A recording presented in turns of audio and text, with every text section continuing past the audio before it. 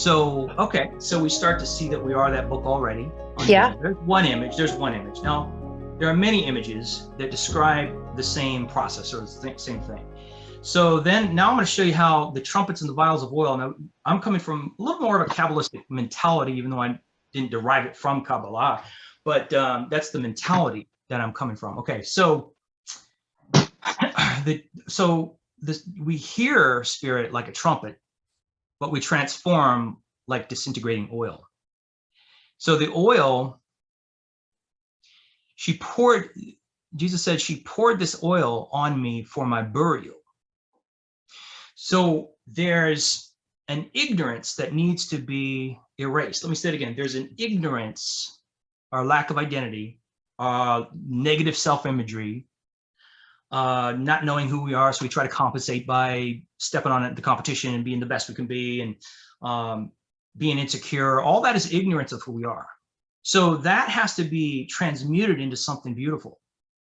So there has to be an erasure or an erasing of ignorance as to who we are, identity, so we can really love ourselves. We have to love ourselves just for who we are, and then the relationships are enhanced, that we love others just for who they are, and we receive that. We become good receivers of love just for who we are. So, but here's the next picture I want to give. Your spirit, it hears one way, and it's one picture and does one work, and the soul body fusion is the time and space version of what the trumpet did in a moment, in the twinkling of an eye. See, every time we hear Rhema word, every time we hear God and really hear spirit with understanding, it's the trumpet of God, and 1/3 of us, 1/3 of our being is transfigured. So but then it takes time and space and increments, usually. That amazing explosive transformation happened in a moment, and your spirit was transfigured. Peter's spirit was transfigured in the moment of the vision on the housetop in the trance. You can go eat with a Gentile. It was a trumpet blew, and 1/3 of his rivers of communication were transfigured. 1/3 of the sea of the subconscious was transfigured. 1/3 of the sunlight of his perception of Gentiles was transfigured. 1/3. Because 1/3 of his being is his spirit. But the Apostle Paul, about a year later, poured the oil, and it says the vials of the wrath of God. But let's just say this: the oil that disintegrates and buries old things. The oil so good. Yeah, the oil of its intentionality. So in the moment, Peter hears on the rooftop, he hears the trumpet blast, and it transfigures 1/3 of his. Because let me give some backup real quick. Okay. I'm following you. This is just good. This is great stuff. Let's compare. These are the ones I have memorized, 2 through 5 on the trumpets. Okay, so let's compare the trumpets and the vials. Okay. 2 through 5. Okay, so second trumpet takes out 1/3 of the rivers. Second oil, I say oil, let's say vial. Second vial takes out all of the rivers, 1/3 of the rivers, and then all the rivers. The third trumpet takes out 1/3 of the sea. Think subconscious, primordial nature. 1/3 of the sea. The third vial takes out all of the sea. I see where you're going. Okay. The fourth trumpet takes out 1/3 of the sunlight. Mentality, worldview. So the fourth trumpet takes out 1/3 of the sunlight. The fourth vial takes out all of the sunlight. Right. The fifth trumpet takes out it removes everything except for the mark of Christ. So it takes out the mark of the beast. Let's say that. For that, each generation, the 2 marks are different for each generation. Right. But the fifth vial removes even the seat of the beast. Okay, so these are in order. John didn't do that intentionally. They were recorded probably in different months, but they just so happened to be in order by spiritual procession. So Peter is on the housetop, and he hears the trumpet of God.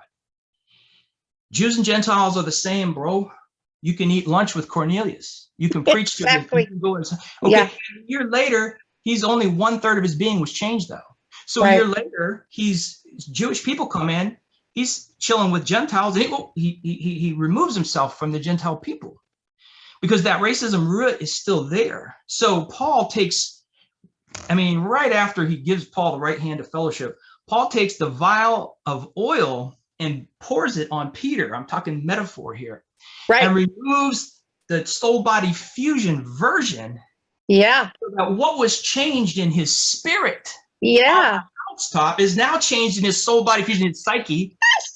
Okay, I got to interject because this is so good. So the word for transmute and transfigure, oh, I'm getting goosebumps all over, is CHELAPH. It's het lamed pe. And that's just the root. And het lamed pe. So het means separation or division, but it's also the esoteric number or letter for life. So that which separated you from life, you enter into life through this covenant, and then it's lamed pe. The lamed is in the middle, and it means to instruct your heart. Then the pay, so that your mouth will speak forth revelation. That is the transmutation. That is the change. That is the meta side of what is going on with us in that moment. And that root word, just to let you know, is used when it describes the transfiguration of Yeshua. And also you will be changed in the twinkling of the eye at the shofar blast. It's the same word. So you're sitting, you're talking and describing this, and I'm like, oh, goosebumps all over. Because what is understood by illumination will eventually be understood in the conversation of our daily walk. Yes. And that trumpet blast, by the way, shofar, Shin Pei Resh. Shin Vav Pei Resh means that fire that is coming in through that blast is piercing your heart so that you can produce fruit. So that the mouth is speaking forth things that are going to raise you up and raise others up from their poor and destitute position to be first fruit leaders. That's what that trump is about. So the fullness of all three areas being changed, you first have to have the spirit that is transmuted and changed, and then the rest will follow so that you have fruit that come forward. Oh, yes. Jesus said, let my saying sink down into your ears. And the way Isaiah put it, Isaiah 45 says, and this is inside the temple now, think inside the temple. Isaiah 45 says, drop down, you heavens, from above, and let the skies pour down righteousness. Let righteousness and salvation spring up together. I, the Lord, have created it. Yeah. I so love that. So Peter heard it on the rooftop. Yes. Then he received the oil, the vial of the oil. She poured this on me for my burial, right? So something, old energies of separation, of Jew and Gentile separation were buried when Paul did it. But then the third step happens. Oh my God. And the Grecian widows were neglected in the service of food. And Peter is the one who made sure they got what they needed. The full manifestation. And Paul, when he like he goes from 2 Corinthians 11:23, saying, these guys, he admits they were flogged for Jesus, put in prison for Jesus. He said, but I was flogged more. I was put in prison. I am more. I will undercut their opportunity for having equality with me. So he made himself the head, right? But then in the church history says in 62 AD, Paul put away his differences. The nature of love, love started to agape, not just filio, of his tribe. Because for a while he was saying, even if it's an angel of God, if they preach it any other way than me in my camp, Timothy, Titus, Aquila, then let them be cursed.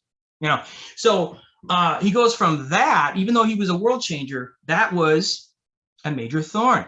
But he goes from that to, it says in church history that in 62 AD, he put away his differences with Peter. That's so good. And they preached together in Rome just before being killed. And that's my lifeblood right there. That's my lifeblood right there. And he's beheaded in Rome, and then he meets Stephen in heaven, and they give each other a hug and say, we were all in this together. Yep. Exactly. That's what it's about. That's what I think of all the time with relations in the church divisions. We're all in this together. We are. Yeah. We are, and you know, the end result is that which you just discussed. I mean, that really is our heart's desire of Yep. putting those separations away. And that's why this awakening movement is so beautiful. Yeah. You know, I was looking at verses regarding love and Chava. It's so, this is so beautiful. Okay, so Chava, Het Bet Aleph, is an Aramaic word for love. Ahava is the Hebrew equivalent of it. The difference between the Ahava and the Chava is that when you get to Aramaic, again, we have that beautiful letter Het that says once we were separated, but now we're finding life within the covenant. And then it has a Bet Aleph on it. And it means to build oneness. So once you were separated, Come on. now you are building on the inside family and entering into oneness. And that's through the letter definition of the word love. So you go to Chava, so you were divided. You were divided from other people. Oh, I'm getting goosebumps again. You were divided from other people, other religions in the system of duality and comparisons. And now you're finding, by building it on the inside, you're finding oneness on the inside so that we can come together in love externally with one another, because it's all right here. Just get in. Just get in and figure out the differences that you are dividing yourself within, that you're separating yourself within. And then it doesn't have to be that way anymore. We can come together in unity, just like oil running down Aaron's beard. And Aaron is also like the same word for ark of the testimony. The witnesses in the testimony that are coming, because you will know them for their love for one another. Chava. Come on. Yeah.